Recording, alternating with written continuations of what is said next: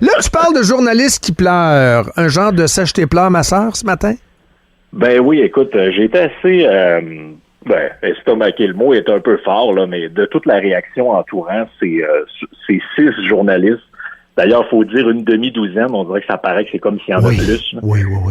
Fait que cette demi-douzaine de journalistes dont le compte a été temporairement suspendu là, pour avoir relayé l'info là, qui partageait l'emplacement d'Elon Musk, puis en tout cas, il y avait un affaire avec son fils aussi là-dessus.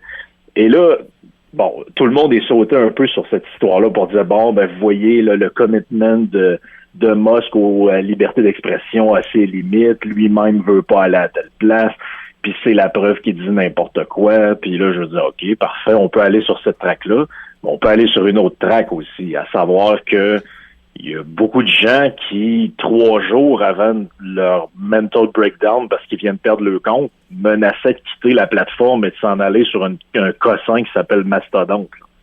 Et là, tout d'un coup, ils s'aperçoivent que, ouais, je l'aime, mon compte Twitter. Hein, c'est pratique pour partager mes articles. C'est pratique pour que mes followers me suivent. Ouais, finalement, peut-être que j'aime ça. Mais personne là-dedans a fait son mea culpa de dire... Moi, finalement, à ce temps que mon compte a été barré, je réalise que j'aime vraiment ça, Twitter. Un peu comme un certain personnage dans le dôme que d'aucuns appellent Guillaume Lepage, que ça fait des semaines qu'il dit « Moi, je vais fermer mon compte Twitter, c'est de la merde. » Là, il avait même créé un hashtag qu'il avait appelé Tweetanic pour montrer comment la plateforme de Twitter était en train de couler et de disparaître. Et là, finalement, se fait hacker son compte pour on ne sait pas trop quelle raison, là, je sais pas ce qui est arrivé exactement. Et là, l'article dans la presse, Guillaume Lepage en furie de ne plus avoir accès à son compte. Mais là, vous voulez y être ou vous voulez pas y être? Ah, j'adore! C'est à suivre. Ça me fait penser à certains artistes qui disent « Moi, là, Spotify, c'est de la merde parce que je reçois 0,03 cents. » Puis je gratte la guitare, puis je suis bon, puis je suis exploité par Spotify. Ouais, mais quitte Spotify, puis il vend juste des disques aux gens coutus, puis il vend juste des disques chez sur Amazon, le panier bleu, whatever. Ouais, c'est ça. Oui. C'est fallait. Il y a beaucoup d'artistes québécois qui sont encore sur Spotify et qui pleurnichent. Il y en a quelques-uns qui ont quitté. Je pense que Claude Dubois, tel qu'on l'entend, n'est pas sur Spotify. Claude Dubois a quand même fait des grands disques. Là. Je comprends qu'on peut se permettre de rigoler là, sur Claude Dubois, mais ça a été un grand là, des années 70. Entre autres, son album Sorti du bois en 82, quand il est sorti de sa thérapie de cocaïnomane, je pense qu'il n'est pas sur Spotify. Ouais, il n'y avait pas Gilles Vigneault aussi, quelque chose de même. Gilles Vigneault J'ai labouré mon champ. J'ai labouré mon champ. Y es-tu dessus? Ben, de mémoire, il me semble qu'il en était sorti. Mais ce qui est assez drôle avec ces artistes-là, un jour, mon champ a été labouré. Et après le labour, hein? Il y en a beaucoup là-dedans qui ont appris qu'ils étaient sortis en même temps qu'ils ont appris qu'ils étaient là-dessus. Là. Gilles est là-dessus. Et à chaque année, la neige tombe et je dois relabourer mon champ. J'ai labouré mon champ. Il est là-dessus, là, je vois ça. Gilles Vigneault. et Claude Dubois, es-tu là-dessus? Femme ou fille?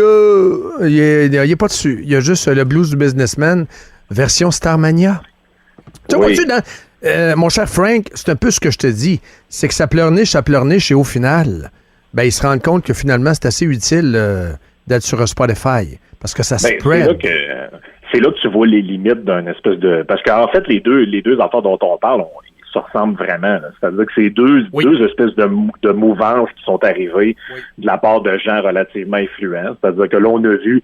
Les gens pensent que c'est juste au Québec. C'est pas juste au Québec. Là. J'ai vu ça de journalistes américains, français aussi. Je regarde comment ça se passe, là, mais Mastodon, ça a l'air bien, hein? Là, ils se regardent un peu. Je sais pas c'est quoi Mastodon. Je pensais que c'était juste un band de métal.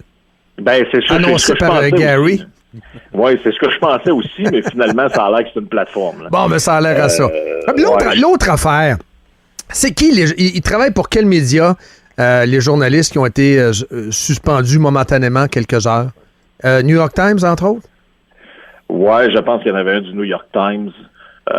Les autres, j'ai pas... Honnêtement, c'était pas des gens que je connaissais tant que ça. Non, mais c'est des gens qui travaillaient pour des médias majeurs. À part quelqu'un de Mashable, je pense, mais en général. Hein, Dom? C'est le média majeur, hein? Oui. OK, question. Est-ce qu'ils ont été empêchés de manger? Est-ce que leurs enfants ont pu quand même manger? Je pense que les enfants ont manqué de rien, puis je pense pas qu'ils ont perdu leur emploi non plus. Voilà l'histoire! L'histoire, c'est qu'ils ont continué à travailler pareil. Ils n'ont pas perdu le job. Il n'y a personne là-dedans qui a perdu sa job. Voyons donc. Ben c'est ça qui est le pire là-dedans, c'est que moi, ce que je trouvais un peu désolant là-dedans, c'est que pour eux, en fait, c'est-à-dire que pour eux, la liberté d'expression doit avoir des limites, sauf la leur. Bannir, c'est correct de bannir tout le monde, aller même jusqu'au président des États-Unis, mais pas eux autres, parce que eux autres sont dépositaires de je sais pas trop quelle science ou de quelle valeur intrinsèque supérieure aux autres. Puis là, à un moment donné, tu te dis, ben écoutez, c'est parce qu'en fait, même si tu y réfléchis, c'est même plus préjudiciable pour un kidam de se faire barrer son compte que pour un journaliste, parce que le journaliste, lui, continue quand même de bénéficier de sa tribune, que ce soit à la télévision, dans le journal ou whatever, alors que le citoyen lambda, lui, s'il se fait barrer son compte, c'était probablement un de ses seuls moyens d'exprimer son opinion. Là. Donc, je vois pas pourquoi c'est plus grave que ce soit un journaliste, que ce soit un citoyen lambda. Et là, au-delà de tout ça, c'est que tu peux pas, non, d'une part, faire l'apologie. Tu sais, tu peux tout le temps le voir de deux manières. Eux, ce qu'ils vont dire, c'est « Ouais, mais là, tu peux pas parler de liberté d'expression, puis après ça, suspendre le compte d'un journaliste. » OK, parfait, mais tu peux pas non plus parler de liberté d'expression de la presse, puis après ça, trouver ça bien drôle qu'on enlève le compte d'un président ou qu'on enlève le compte de, je sais pas, de Sean Hannity ou peu importe la personne que tu veux censurer. C'est parce que là, en réalité, la censure, eux, ils voient pas ça comme « Ah, la presse, c'est important. » C'est la presse de gauche, c'est important. Puis reviens au Québec. Reviens au Québec. Tu peux pas, ce que tu dis au fond, c'est tu peux pas crier au meurtre et crier à la censure et en même temps te réjouir que Radio X se fait enlever ses pubs et que Monsieur Radio X se fait carrément blackbouler et ridiculiser en plein point de presse par François Legault et Dubé. C'est un peu ça que tu dis? Ben, ça, puis même, je pourrais même te l'élargir plus que ça. Oh oui. Quand il y a eu des médecins, genre, mettons, le docteur Weiss, prenons-lui parce qu'il n'est pas très controversé, qui est médecin à Montréal, quand il a dit, il y a peut-être un an et demi de ça, ben là, l'influenza, là, c'est quand même grave pour les enfants, même c'est pire que la COVID.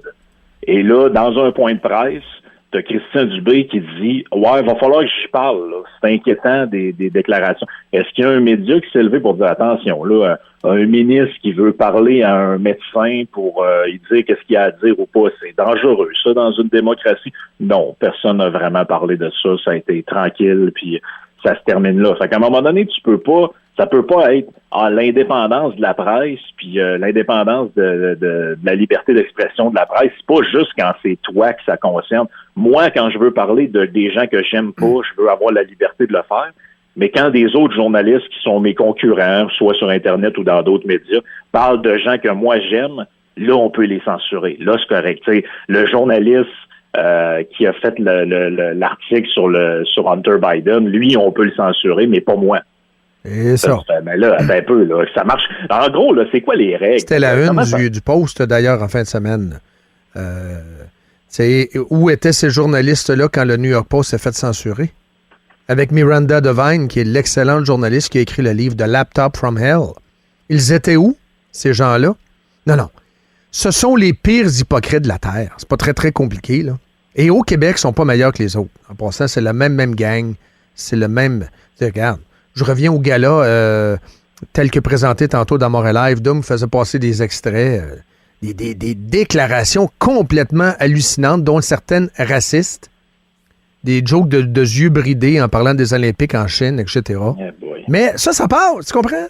Ça, c'est bon. C'est la bonne gang, le bon ton. La bonne gang a une carte spéciale. La bonne gang a une tribune. Et d'autres n'ont pas de tribune. Les autres méritent de se faire blackbouler, censurer, piétiner, bâillonner. c'est très, très évident, là. C'est très, très évident, là. Là, il y a quelqu'un qui a pleuré en se faisant identifier par Fitzy. C'est tout ça l'histoire? J'ai vu ça vite de même, là. Oh oui, j'ai vu ça aussi, l'histoire parce que Fitzgibbon a fait une donation, je pense, au HEC de quelque chose comme 5 millions, je sais pas trop. Et là, le journaliste a dit, ouais, mais là, il faudrait checker pourquoi qu'il donne ça. Puis c'est un peu bizarre, un ministre qui fait des dons. Puis là, en gros, il a dit, ben là, vous êtes une gang de malhonnêtes qui essaie de voir des problèmes où il n'y en a pas. Parce que lui, d'après moi, il commence à être un peu tanné qu'à chaque fois qu'il dit quoi, il y a à peu près 50 articles. Fitzgibbon? Ben oui. Ouais. Mais là, il rit d'en face des journalistes, puis il dit, je vais y aller à la chasse avec qui je veux, puis il va en avoir d'autres cas, puis attacher vos trucs.